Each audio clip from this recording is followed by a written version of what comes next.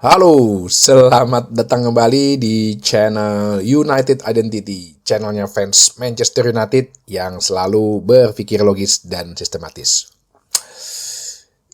Jadi gue bukan mau membahas suatu pertandingan khusus yang bukan pertandingan Manchester United, yaitu pertandingan Sporting Lisbon melawan Manchester City yang dimana dimenangkan oleh Sporting Lisbon dengan skor 4-1. Wah, langsung dong. Seperti yang dibilang Ruben Amorim, kalau hasilnya negatif, ya pasti akan banyak dibully. Tapi kalau hasilnya positif, dia bisa dibilang sebagai next Sir Alex Ferguson. Dan faktanya sih, banyak juga yang setelah kemenangannya semalam langsung heboh. Tapi kalau gue sih tetap meredam ekspektasi gue gitu ya. Cuman gini, kemarin itu Amorim sih main dengan gaya sesuai keinginannya ya, maksudnya sesuai dengan ciri khasnya dia ya, yaitu 3-4-3. Yang ada salah, gue sih juga jujur gue bilang gue memang tidak pernah nonton banyak Sporting Lisbon gitu, khususnya Liga Portugal. Liga Portugal yang gue tonton paling nggak pas klub Porto doang, karena pas sejak awal musim kan ada undian Manchester United akan melawan Porto. Terus gue biasanya juga kalau akhir pekan ya, lo waktu kan juga nggak mungkin lo nonton semuanya gitu kan. Ya kalau gue tonton itu kan selain Manchester United, biasanya pertandingan Liga Inggris lain, ya paling Liga Spanyol atau Liga Italia. Biasanya paling sering sih Liga Italia, Liga Jerman jarang lah. Jadi gue emang semalam coba nonton, gue pengen lihat gitu loh. Dengan apa sih, seperti apa sih gaya mainnya dia gitu. Nah, kemarin dengan 3-4-3 ya walaupun sih kebobolan dulu, oke lah gue cepat. Tapi setelah itu mereka seperti tetap menunggu ya. Menunggu pada saat akan ada bisa serangan.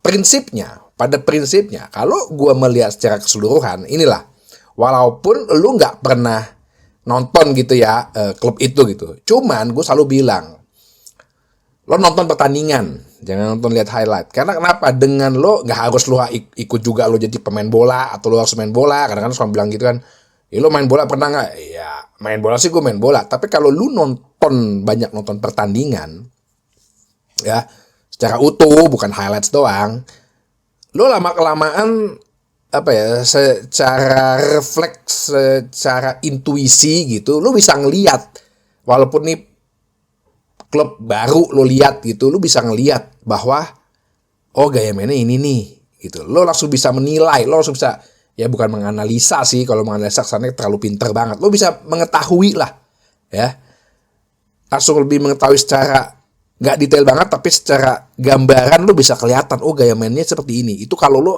memang sering nonton sepak bola gitu loh. Jadi lo langsung bisa cepet nangkep lah gitu ya.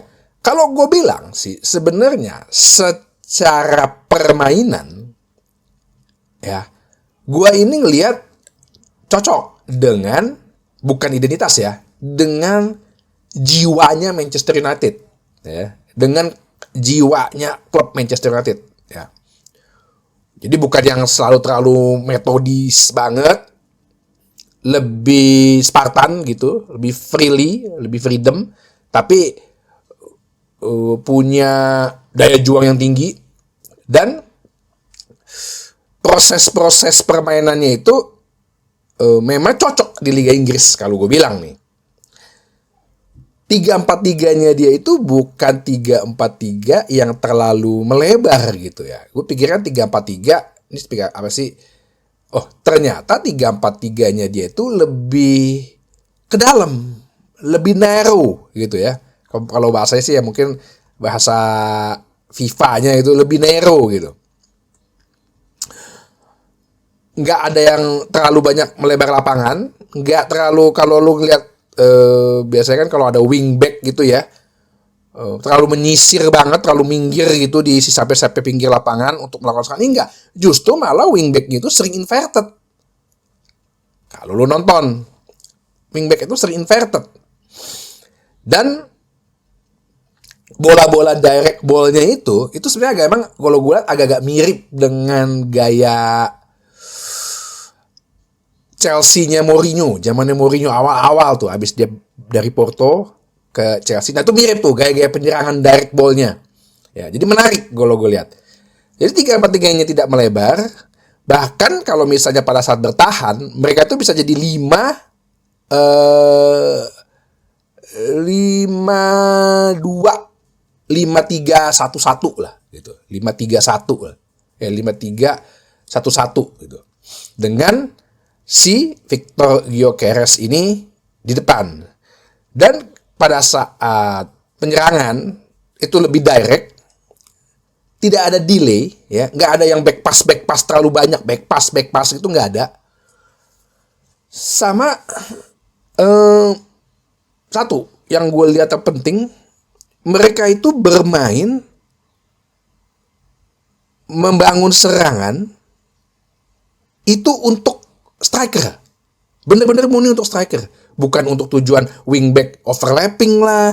Atau si wingernya masuk terus cutback lah. Enggak. Mereka bener-bener bertujuan itu untuk si Gyökeres.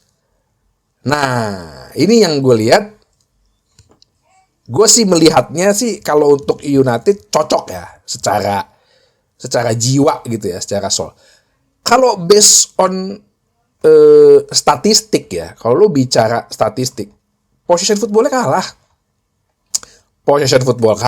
bahkan sport itu 70-30 lah, sekitar 67% City, Sporting 33%. Bahkan corner aja City bisa 11, ini cuma 1. Passing akurasinya 80%. Oke, masih oke. Nah, tapi ini ada satu yang gue agak lihat bahwa distance covered-nya itu justru lebih tinggi Sporting. Karena kenapa? Kalau lo lihat, itu pemainnya benar-benar lari tuh. Ngejer semua pemain-pemain tuh. Lari. Nah, kan banyak ya kemarin bilang bahwa ya kalau si Ruben Amorim datang mungkin pemain-pemainnya akan dibawa ya Pedro Gonçalves lah, si Marcus Edwards lah, terus Gyökeres. Cuman gue ngelihat kalau misalnya Amorim ini pindah ya, dia pertama kan harus juga ya pelatih yang bagus kan bisa menggunakan komoditas yang ada, dalam hal ini pemain. Kalau gue ngeliat misalnya wingernya Pedro Gonçalves sama Trincao, Pedro Gonçalves sebenarnya mirip-mirip dengan Bruno Fernandes. Itu bisa lah Bruno Fernandes pakai, ya. Atau Anthony masih bisa mungkin, ya. Yang gue khawatirkan mungkin Amat, ya. Mengkhawatirkan gue mungkin Amat pakai apa enggak di sistem ini. Terus kalau untuk perannya si Trincao yang cepat gitu ya, dribblingnya, Rashford ya mau nggak mau bisa dimanfaatkan. Rashford dengan backupnya Garnacho. Rashford gue rasa masih bisa itu dimanfaatkan. Nah, backnya juga gue bilang si backnya Sporting, Diomande, Zeno Babaes, Matheus Reis itu back kirinya ini Gonçalo Inacio nggak main ternyata ya, Gonçalo Inacio. Si Lisandro Martinez, Leny Yoro, De Ligt bisa lah bang ini. Terus kipernya juga, apalagi dengan Onana yang deliver bolanya bagus untuk direct ball pasti bisa. Untuk tengahnya si Hide Masa Morita ini gue melihat sebagai dia box to box ya. Peran dia digantikan kalau misalnya di Ruben Amorim di MU dengan Kobbie Mainoo atau Mason Mount itu masih dapat, masih bisa cocok. Nah ini satu pemain yang menurut gua kalau misalnya Ruben Amorim ini ke MU, gua malah tertarik dengan si kaptennya Morten Hjulmand. Dia bener-bener sebagai konektor dan sebagai lebih kepada deep lying, tapi bukan playmaker, deep lying midfielder. Sebenarnya bisa sih peran ini dipakai oleh si Eriksen, cuman ya secara usia Morten ini juga berani besar. Gue pernah bahas si Morten Hjulmand ini pada saat, lo lihat di playlist, pada saat waktu itu Manchester United mencari defensive midfielder. Gue udah bilang, oh ini Sporting Lisbon ada nih namanya Morten Hjulmand.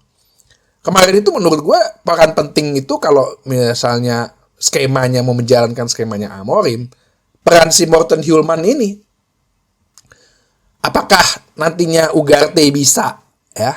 Karena dia lebih kepada kayak selain konektor sebagai katalisator, sebagai penyeimbang gitu loh. Ya. Dia yang manage barisan tengahnya, barisan belakangnya. Kalau Casemiro ya gue takutnya ya kayak kemarin yang gue bilang, dia udah gak bisa lagi jadi breaker. Nah, jadi kalau misalnya Ruben Amorim pindah, Morten Hjulmand aja cukup bisa dibawa. Ya ini tergantung Ruben Amorim ya. Ini sih cuman apa yang gue lihat dari pertandingan tadi pagi. Nah kalau untuk Victor Gyökeres, sebenarnya tiba-tiba mirip sih dengan Højlund, fighter gitu. Tapi nggak dengan Zirkzee, nggak mirip. Dengan Højlund tuh mirip.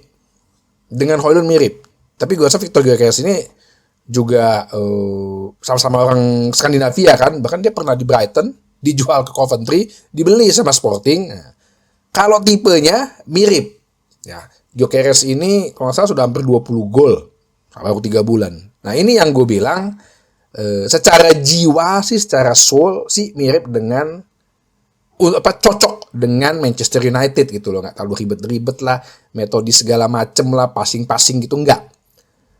Permasalahannya, nah ada yang bilang begini, ya kalau ngalahin City kemarin dengan possession footballnya sedikit, MU juga begitu mainnya. Benar ya, oke, itu betul.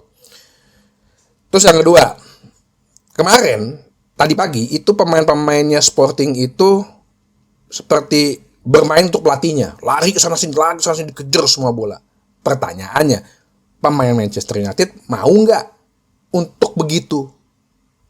Ini ya, ini gue supaya membatasi ekspektasi lo nih, jangan terlalu tinggi nih. Ingat, ini pemain Manchester United nih, ya, yang banyak toksiknya, ya kan, yang banyak males-malesnya. Jadi yang ketiga mungkin ya gue lihat bagaimana nanti si Amorim ini bisa menguasai dressing room-nya dulu. Ya, ingat pemain-pemain Manchester United memang nggak banyak passing, oke lah, mungkin nggak banyak passing akurasinya mungkin hampir sama, tapi daya juangnya, larinya, ya kalau gue bilang tadi sih pemain-pemainnya sih dengan materi yang sekarang sih bisa dengan ini. Untuk wingbacknya Dalot sama Mazraoui pun bisa, kalau Malaysia sama Shaw pun juga di kirinya bisa gue rasa. Tapi nah dari inside-nya ini bisa nggak nih pemain-pemainnya bermain dan semalam tuh kayak bermain sepenuh hati gitu, mungkin karena perpisahan dengan pelatihnya ya, benar-benar semangat, benar-benar mau ngejer, walaupun udah ketinggalan pasti bisa sabar, nggak mendelay ya, istilahnya mentalnya lah. Nah ini yang gue bilang, lu juga harus manage ekspektasi lu supaya nggak terlalu ketinggian juga. Ya mungkin dia udah menanamkan genderang perang nih ya, tapi di Inggris, nah ini kan beda. Nah, satu lagi yang terakhir, ya ini kan lawan City. Kalau nanti misalnya ketemu lawan yang justru di Inggris parkir bus, low block, dan bermain lebih fisikal, nah, gimana? Apakah memang Amorim juga punya gaya main atau skema berbeda kalau untuk menghadapi itu? Ini menarik kita lihat. Oke? Jadi tetap terus di channel United Identity, channelnya fans Manchester United yang selalu berpikir logis dan sistematis. Terima kasih.